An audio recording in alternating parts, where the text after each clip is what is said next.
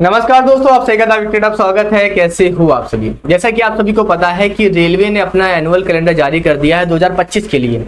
और उस annual calendar को देखने के बाद हमें ये पता चल गया है कि कौन कौन से वैकेंसी कब कब आएगी। जैसे आप देख सकते हो असिस्टेंट लोको पायलट टेक्नीशियन की, फिर एनटीपीसी की, फिर जेई की, फिर लेवल 1 की वैकेंसी। वो सारी वैकेंसी का शेड्यूल उन्होंने बता दिया है। पूरे साल का जनवरी से लेकर दिसंबर तक में जितनी वैकेंसियां रिलीज की जाएंगी सारा उन्होंने बता दिया 2025 में। मगर इन वैकेंसी को देखने के बाद हमारे मन में एक सवाल आता है रेलवे की एक और वैकेंसी के बारे में, जो कि है हमारी आरपीएफ की। इसमें आरपीएफ का कहीं पर जिक्र नहीं है कि आरपीएफ की वैकेंसी कब रिलीज कर जाएगी। देखो, आरपीएफ की वैकेंसी कब रिलीज की जाएगी उसके बारे में मैं आप सभी को थोड़ा सा आइडिया दूंगा। पहली बात तो देखो, आरपीएफ और आरआरबी कभी एक नहीं थे। हमेशा आरपीएफ अपनी नोटिफिकेशन हमेशा अलग तरीके से निकालता है। मगर रेलवे ने क्या किया इस बार, हमेशा आरपीएफ अपना पेपर भी अलग कराता था, मगर रेलवे ने इस बार क्या किया कि आरआरबी के जरिए अपना पेपर कराने की बात कही और नोटिफिकेशन आरपीएफ निकालेगा। यानी कि इस कैलेंडर से हमें बिल्कुल मतलब नहीं है आरपीएफ की वैकेंसी से। आरआरबी अपना कैलेंडर निकालता रहे, उससे हमें कोई मतलब नहीं है। अगर हम आरपीएफ की वैकेंसी देख रहे हैं तो आरपीएफ जब तक कैलेंडर रिलीज नहीं करेगा तब तक आप सभी की वैकेंसी नहीं आएगी। मगर आरपीएफ कैलेंडर रिलीज नहीं करेगा, आरपीएफ सीधा वैकेंसी रिलीज करेगा। क्योंकि आरपीएफ के पास केवल एक वैकेंसी निकालने के लिए है। जो कौन सी वैकेंसी आप सभी की आरपीएफ में एसआई की निकलेगी या कांस्टेबल निकलेगी, तो उसके लिए वो एनुअल कैलेंडर नहीं निकालने वाला।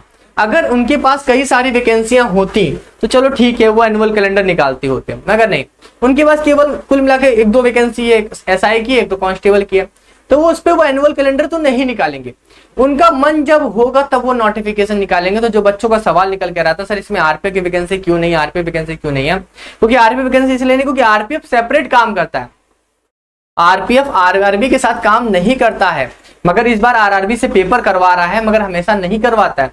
इसीलिए एनुअल कैलेंडर में आपको आरपीएफ की वैकेंसी देखने को नहीं मिलेगी। आरपीएफ वैकेंसी आरपीएफ रिलीज करेगा और उसका मन जब होगा तब रिलीज करेगा, आपके कहने या किसी सरकार के प्रेशर पे नहीं रिलीज करेगा। जब उनको लगेगा कि हमें रिक्वायरमेंट है, हम निकालना चाहे तो निकालेगा। तो कभी भी इसका भी फिक्स शेड्यूल नहीं है कि साल के किस महीने में निकलेगी या फिर किस टर्म में निकलेगी, फर्स्ट हाफ में, सेकंड हाफ में, या अब निकलेगी तब निकलेगी, ऐसा कुछ भी शेड्यूल नहीं है। हो सकता है 2025 में आप सभी को वैकेंसी देखने को मिले और हो सकता है ना भी देखने को मिले, ठीक है। क्योंकि अभी वाली जो भर्ती है, अभी इसका एग्जामिनेशन शुरू कर रहे हैं दिसंबर में, तो इसका 2025 में कांस्टेबल का। और देखो, हो सकता है कि 2025 में आप सभी को लास्ट तक कोई नई वैकेंसी देखने को मिल जाए, मगर बहुत मुश्किल हो जाता है रेलवे में इस तरह की वैकेंसी हर साल देखना। एनटीपीसी का हम देख रहे हैं, रेलवे का देख रहे हैं, लोको पायलट का देख रहे हैं। ये बहुत अच्छी बात है कि हर साल वैकेंसी देखने को मिल रही है, वरना 5-5 साल 7-7 साल इंतजार करना पड़ता था। तो ये अच्छी बात है। अगर आरपीएफ में भी अगर ऐसा कैलेंडर जारी कर दे तो हमारे लिए बहुत अच्छी बात है, मगर आरपीएफ करेगा नहीं मुझे लगता है, क्योंकि अभी तक नहीं किया। करना था तो ये भी कर देता, मगर पिछली बार भी नहीं किया तो इस बार भी नहीं करेगा। आपको बस ये इंतजार करते रहना पड़ेगा कि कब इसकी वैकेंसी आएगी। देखो, इंतजार करने से अच्छा है कि अगर हम तैयारी करें तो वो हमारे लिए बेहतर है। आप आरपीएफ की तैयारी करते रहो, आप जीएस पढ़ते रहो, मैथ पढ़ते रहो, रीजनिंग पढ़ते रहो। आपको पढ़ना ही क्या है, आपको बस यही 3 सब्जेक्ट पे तो कमांड बनानी है। उसके बाद और भी चीजें आप कर सकते हो, जैसे कि आप लोको पायलट को टारगेट कर सकते हो, आप एनटीपीसी को टारगेट कर सकते हो। लोको पायलट में चलो टेक्निकल क्वालिफिकेशन है, नहीं, अगर आपके पास टेक्निकल क्वालिफिकेशन नहीं है तो आप एनटीपीसी में जा सकते हो।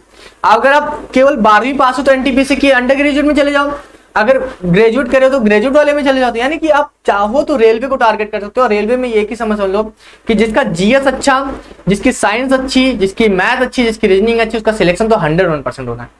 तो इन 3 सब्जेक्ट पे आप कमांड करो। इंग्लिश आनी नहीं है, हिंदी आनी नहीं है, 3 सब्जेक्ट पे आपका पूरा सिलेक्शन होने वाला है।